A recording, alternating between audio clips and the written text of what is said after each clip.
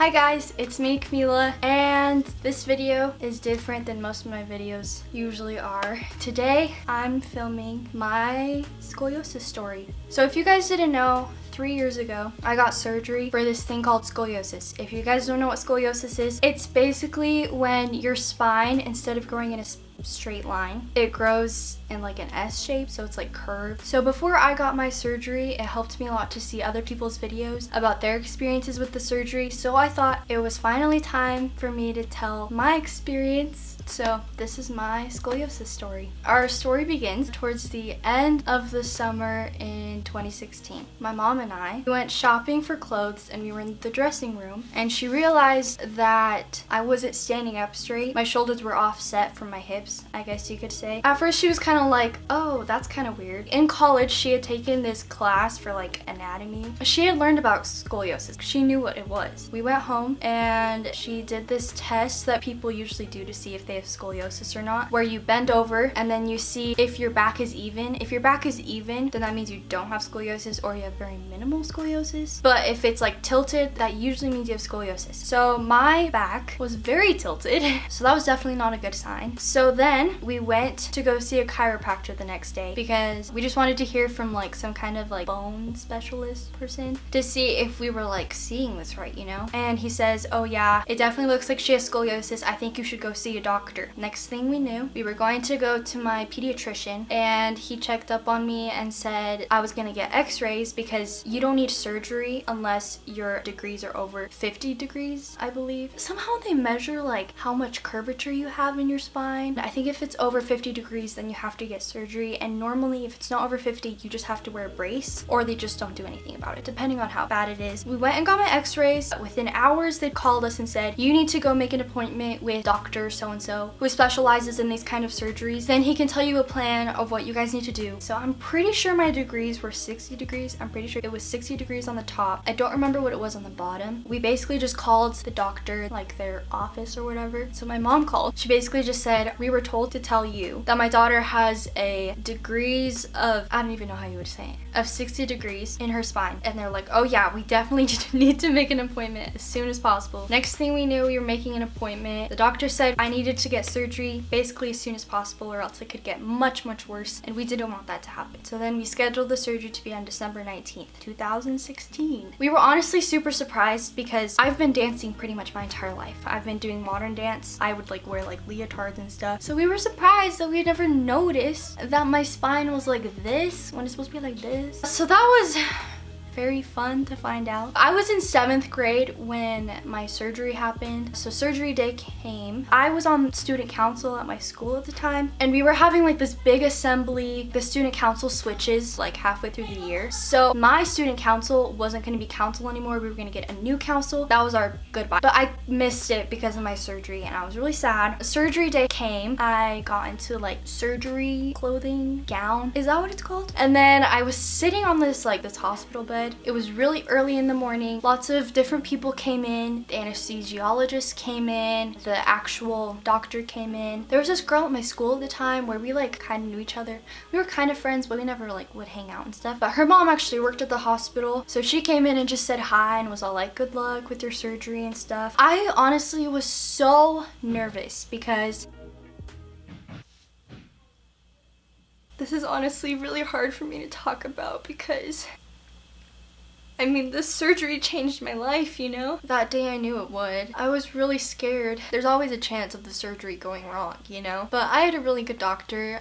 He had done lots of surgeries before, and he had never once messed up on a surgery. I had a lot of trust in him. It was kind of just like a leap of faith, you know? I went in, they told me to lay down, and then they put these warm blankets on me. They took me to the operation room, and I like waved bye to my family. They put the gas mask on me, you know, for you to fall asleep. And I remember I was really scared. I've never liked having the gas. I feel like I never have control over what's going on when I'm like woozy like that, you know? Because it was so close to Christmas, I remember one of the worker ladies, she was telling me, it's okay, sweetie. Just think about all the presents you're gonna get on Christmas. I remember saying, I was thinking this. I don't know if it actually made any sense because I was so out of it. I was thinking, I don't want to do this. I don't want to do this. I don't want to get the surgery. You know, I look back on it now now, and it was the best option for me at the time. I was still growing. My curve would be getting so much worse, and I was already in pain before the surgery happened. My back would always hurt. I just feel like everything happened so fast. Surgery happened. It was like 3 hours long, which actually isn't that long compared to some other scoliosis surgeries. I was so out of it. I think I was still sleeping. This is what my mom told me. Shout out to my mom for sticking with me the whole time, because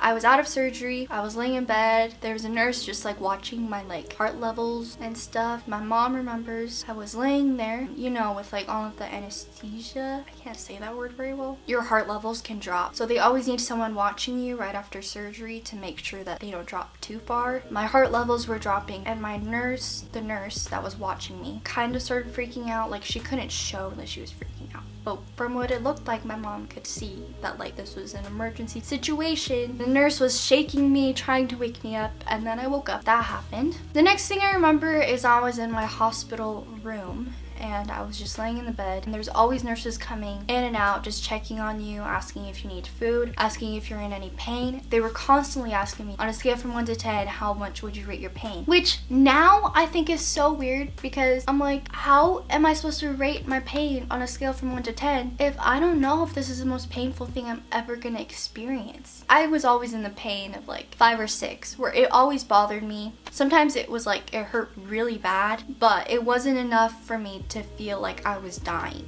I was so out of it. I was numb, like my back was numb. I was taking so much pain medication. I'm very thankful for it though, because otherwise I would have been in so much more pain. Honestly, it wasn't that bad though. I mean, I was in a lot of pain. They had like this button that I would press, and when you press the button, it would put medicine in my back. If I was ever in a lot of pain, I would use that. So let me explain the surgery really fast, because I just realized I never actually explained it. Basically, how the surgery works is the doctor opens up your back, they straighten out your spine, so it's like straight, not like this, or like.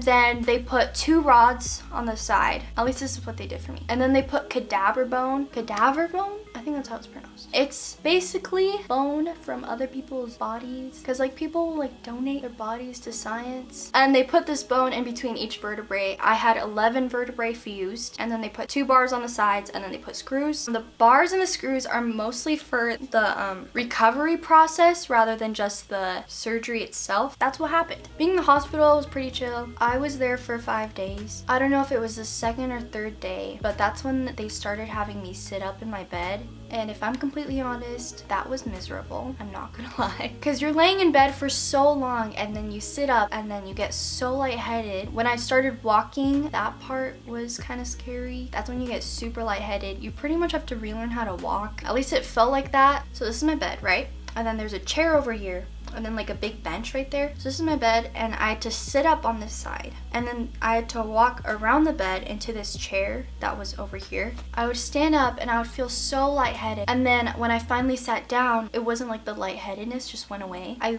literally felt sick to my stomach. This is so embarrassing even to this day. The same girl where her mom works at the hospital, she and her mom decided to come say hi to me and visit me while I was in my room, right? But they came right when I wasn't feeling my best, because I had just walked around the bed into this chair. I did not look good. I did not look good. I did not feel good. I didn't even feel like saying hi. Like, I just felt so miserable. And they were just like, oh, hi, we're just gonna leave this stuff here. Then they're like, good luck, and then left. And oh my gosh, I just felt so bad because I wasn't myself then. And I totally would have been just like, oh my gosh, thank you so much for coming. Things like that. That's not how it was. Next thing I knew, I was walking down the hallway, and I remember I was so proud of myself, and I was like, yeah, go me. And then next thing I knew, I was going up and down stairs. Honestly, I feel like that recovery process wasn't too long. Like 5 days isn't that bad. So since this was all around Christmas time, a lot of people came and visited. More people than I think normally would come visit. Like, there were some people who were coming, I didn't even know them, and they were just coming to the hospital like as a service project, and they were like giving presents and stuff, because you know it was the holidays. And I still have one of the toys. It's a little sloth, and it's really adorable. I had lots of friends and family come and visit me, and that was super nice. So Shout out to all of y'all for coming and supporting me. They had to like slowly take you off of your medication, or at least a really strong medication. And I had an epidural, you know, the same thing that people get when they're giving birth. I remember they took that out and it like felt super weird because I didn't know that it was there until they took it out. I kind of just like assumed that this button I was pressing was like going in my arm or something, but no, it was going straight into my back and I didn't know that. It was the last day of being in the hospital and they had taken me out on a wheelchair. I went to my car. It was Christmas Eve and we went home.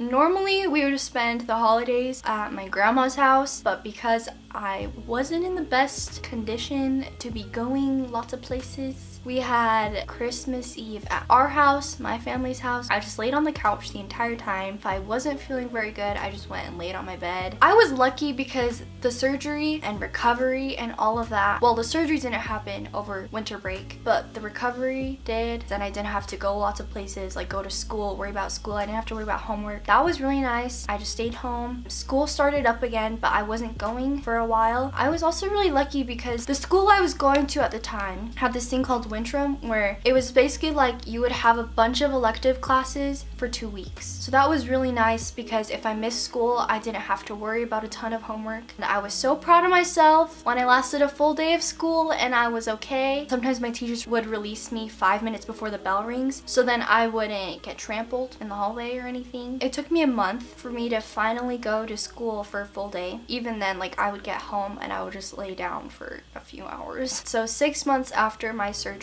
day, I wasn't allowed to do anything like super physical, like any physical activity. So I didn't do PE that year. It was really hard for me not to be able to dance for 6 months because I basically had to drop everything I loved. That was my thing. Summer happened. The next school year started again. I started dance again, which was really hard for me. I do modern dance, and if you don't know what modern dance is, it's kind of like contemporary dance in a way. It involved a lot of back movement, spine movement, and I couldn't do that. I basically had to relearn how to dance again. I mean, I couldn't bend my back anymore. You know, from a dance, like someone who's been dancing their entire life, that was like devastating for me. 8th grade is also when I started doing ballroom. Ballroom is nothing like modern dance. Ballroom, depending on the dance you're doing, it doesn't involve very much back movement. It was kind of cool to like get a different kind of dance in my learning. My back for a while, I don't remember how long it was exactly when it felt like this, but like the area was super sensitive where my spine is. The muscles around it were like numb almost, which I don't know if that's completely normal, but they're not anymore. And my spine isn't that like sensitive anymore. I do believe it's more sensitive than it would have been without the surgery and the scar and everything, but just like any other scar would be, that's normal. Took me about, for me personally, it probably took me like 2 years to finally recognize my body, to make it feel natural that my spine doesn't bend. For forever, it did not feel natural. I would move and my spine wouldn't move. Like I felt like I should be bending my back and then my back wouldn't bend. It's so hard. Sometimes I'm like, I wish I never had scoliosis. I wish I never had to get the surgery. I wouldn't have had to start over on a completely blank slate. But in other ways, I feel like it's helped me. I now know that for me personally, dance isn't my everything. Dance isn't everything that makes me a person. I think it really helped me value all the other things that I do in my life. I still dance. My neck isn't affected by it, but like pretty much everything under that and my lower back is not affected by that either. So like I can still bend forward like this, bend my neck. This school year, I started doing hip hop. That's been really fun. I can't do a lot of the stalls because my back doesn't bend, but it's fun. Honestly, I feel like that's all that matters. If you're having fun and you're enjoying it and it makes you happy, then do it. I'm still safe. I'm not damaging my spine. Maybe I'm limited in a lot of ways. It's been hard, and sometimes it's still hard for me to be okay with it. It has hurt my confidence in myself in the past, and sometimes it still does, but it's a part of me. It made me who I am today. It's opened my eyes, seeing the world in a different way. It has changed my life, I think for the better. It's honestly so hard to talk about because it's such a personal thing to me, but I just wanted to share my experience with it. This was my personal experience. I'm not speaking for anyone else. This is just for me. Some people had a better experience with it. Some people have had much worse experiences with it. On the plus side, I have a pretty epic scar now, so that's kind of cool. That's what happened. So if you're out there and you're about to get a surgery for your scoliosis, I wish you the best of luck. I love you. I hope it goes well. I hope you understand that there's lots of people in the world that understand what you're going through. Even if it doesn't feel that way, I'm here for you. I hope this video was helpful for you guys. Thanks for watching. Bye.